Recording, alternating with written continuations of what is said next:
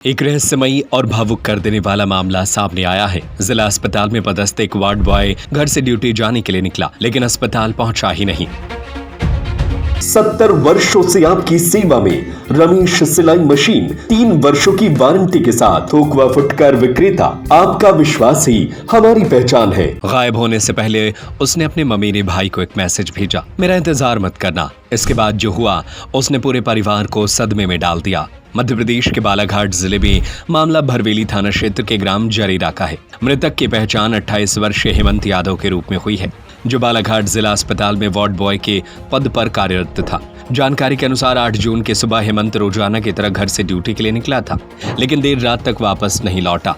उसी दौरान उसने अपने ममेरे भाई को एक संदेश भेजा, जिसमें लिखा था, मेरा इंतजार मत करना। यह मैसेज मिलने के बाद परिजनों की चिंता बढ़ गई। जब परिवार ने जिला अस्पताल में जानकारी ली तो पता चला कि हेमंत उस दिन ड्यूटी पर पहुंचा ही नहीं था। परिजनों ने रिश्तेदारों और परिचितों के यहाँ तलाश की, लेकिन कोई सुराग नहीं मिला। इसके बाद कोतवाली थाने में गुमशुदगी की रिपोर्ट दर्ज कराई गई। तलाश के दौरान परिवार के लोग जरेरा स्थित अपने पैतृक खेती तक पहुंचे, जहां मंगलवार दोपहर एक खेत में हेमंत का शव संदिग्ध परिस्थितियों में पड़ा मिला। मौत का दृश्य कई सवाल खड़े कर रहा था। शव के पास उसकी बाइक कुछ दूरी पर खड़ी मिली। वहीं डिस्पोजल, ग्लास, पानी की बोतल, कीटनाशक दवा भी बरामद हुई। मृतक के मुंह से खून निकल रहा था, जिससे मामला और रहस्यमयी हो गया। सूचना मिलते ही भरवेली पुलिस मौके पर पहुंची, शव को पोस्टमार्टम के लिए जिला अस्पताल भेजा। पुलिस का कहना है कि मौत के सही कारणों का खुलासा पोस्टमार्टम और एफएसएल रिपोर्ट आने के बाद ही हो सकेगा। बताया जा रहा है कि हेमंत यादव की शादी करीब 1.5 महीने पहले ही हुई थी। पिता के निधन के बाद उन्हें अनुकंपा नियुक्ति पर नौकरी मिली थी। अचानक हुई इस घटना से परिवार और क्षेत्र में शोक का माहौल है। एक आखिरी मैसेज, खेत में मिला शव और कई अनसुलझे सवाल। आखिर हेमंत यादव के साथ क्या हुआ, इसका जवाब अब पुलिस जांच और पोस्टमार्टम रिपोर्ट ही दे पाएगी। मेरा नाम योगेश खैरवाल है और मैं बालाघाट के वार्ड नंबर 13 करुणा नगर का निवासी हूँ। बताएंगे अभी डेड बॉडी कौन है और आपकी कौन लगता है? जी, जो डेड बॉडी मिली है ये मेरा एक खास मित्र है मंजीत यादव, उसका छोटा भाई है हेमंत यादव।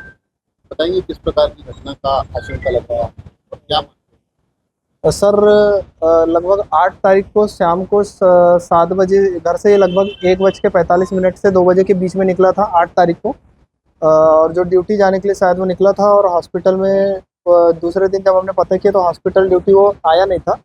और शाम को लगभग 7 बजे इसका मैसेज आया था। लास्ट मैसेज ये आया था कि एल्विन के लिए फंगल इन्फेक्शन की मेडिसिन लेके आ जाना, आज लेट हो जाऊंगा। उसके बाद से इसने किसी का कॉल रिसीव नहीं किया है, डाटा भी ऑफ हो गया है। और डेली के रूटीन के हिसाब से लगभग ये डेली 8 से 8 बजे ड्यूटी ख़त्म करने के बाद 9 बजे तक के घर आ जाता था। साथ में ही घर वालों के साथ में, परिवार के साथ में खाना वगैरह खाता था। कभी ऐसा कहीं बाहर रुकने वाला कोई ऐसा कभी इसका मैटर नहीं था। इसलिए हम लोग काफ़ी टाइम से इसको 9 बजे से फ़ोन लगा रहे थे।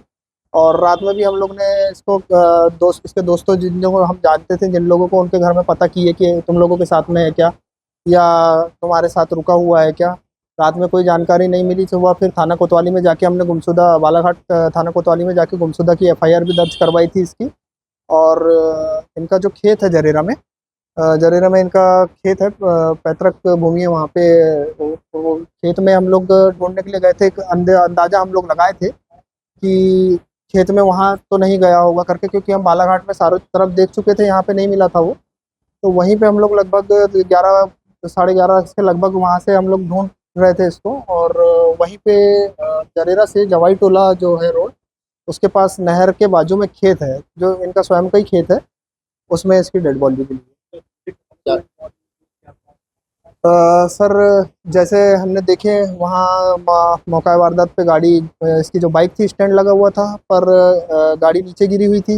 वहाँ पे 2 डिस्पोजल थे, एक स्प्राइट की बोतल थी, एक पानी की बोतल थी 1 लीटर की, और स्प्राइट की 2 बोतल थी, एक आधा लीटर की थी, और एक छोटी बोतल थी 250 ml की बोतल थी। वहाँ पे एक बीड़ी थी, एक माचिस भी था।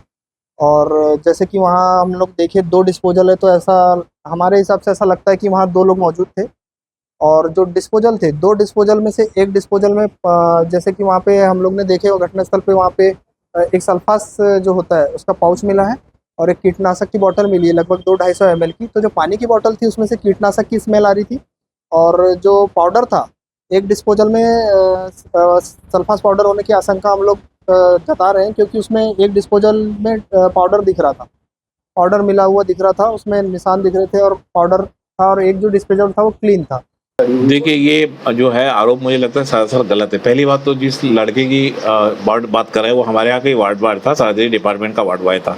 हमें उसके मृत्यु पे पूरा सहानुभूति है। हम लोग तो इस बात की चाहेंगे भी, एसपी साहब से गुहार भी लगाएंगे कि उसकी मृत्यु का कारणों का जल्दी से खुलासा हो, ताकि जिन लोगों ने भी उसे मारा है जो भी है वो मतलब जल्दी से पता लगा।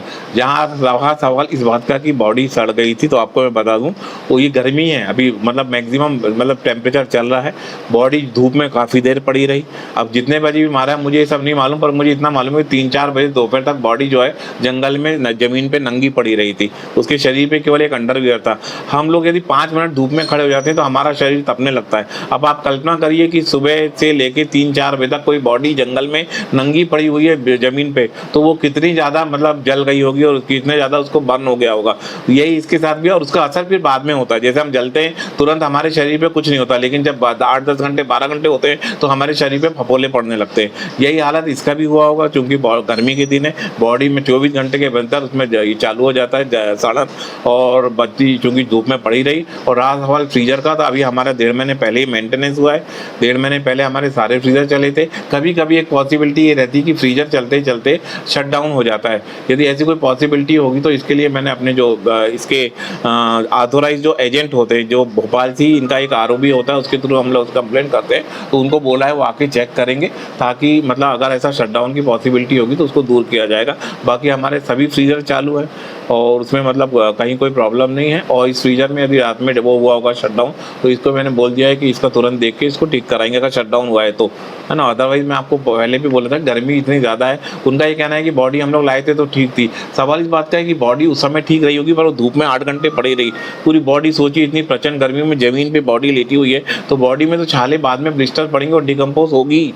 अब तुरंत नहीं होती बॉडी, फिर धीरे धीरे सड़ने लगती है ना। मैंने आपको अभी उदाहरण दिया था कि हमारे शरीर में जलन हो जाए, कहीं हम चिक जाते हैं, जल जाते हैं, तुरंत कुछ नहीं होता। वो जब 2-4-5-6 घंटे होते हैं ब्लिस्टर फॉर्मेशन हो जाता है और बड़े बड़े छाले पड़ जाते हैं पूरी बॉडी पे। वही एक संभावना नज़र आ रही। फिर भी यदि मैं ऐसा कुछ हुआ होगा तो उसके लिए जांच करने के लिए आदेश कर दूँ।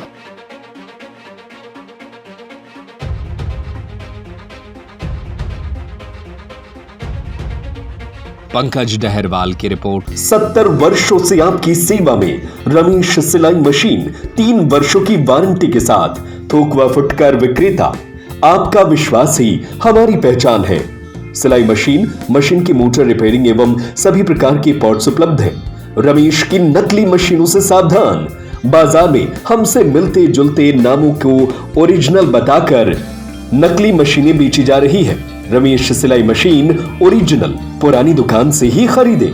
अधिकृत विक्रेता रमेश सिलाई मशीन, पता झरना परकोटा हनुमान मंदिर के सामने सागर। 9340215585 9098874839 6264361136।